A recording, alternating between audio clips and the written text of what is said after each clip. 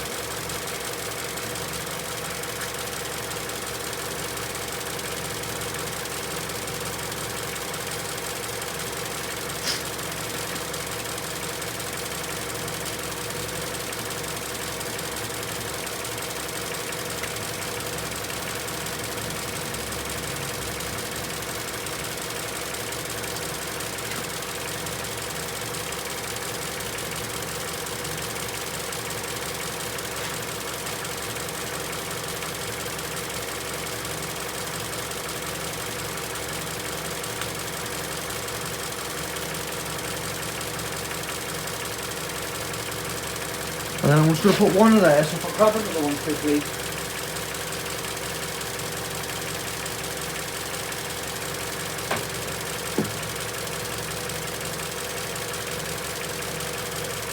And I'm going to try and go across the crack like that.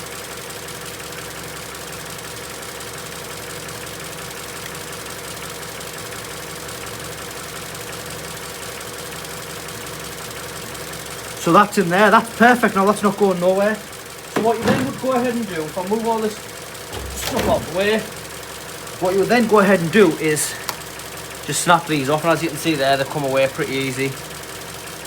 As long as they're cold, they come away. So I've put this one in a bit too much.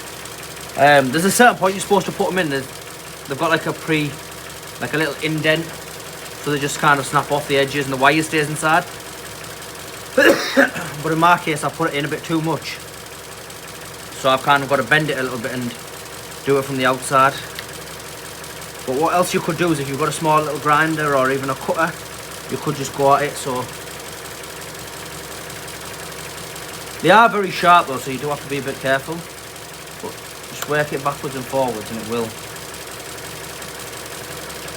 eventually go.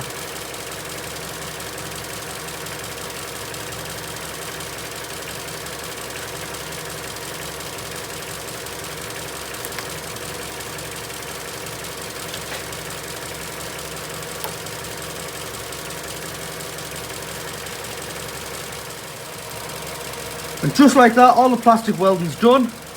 So we can go ahead and just tighten the light up. Light obviously needs pushing into place to where it needs to go.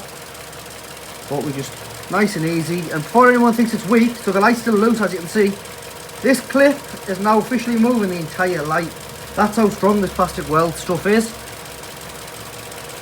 Nice and tight. And I'm not worried now about over tightening it or anything, because I know the clip itself will hold the light, so I've got no issues there. That's nice and tight, and the light didn't even move. It's held in with them plastic welds.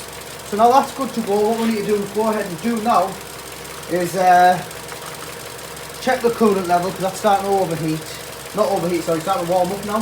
So we'll turn the ignition off, let the coolant drop down, the air come out, and we'll do it a few times like that. In the meanwhile, when you go ahead and remove these, like the ambient air temperature sensor and stuff, we need to remove it from its holder.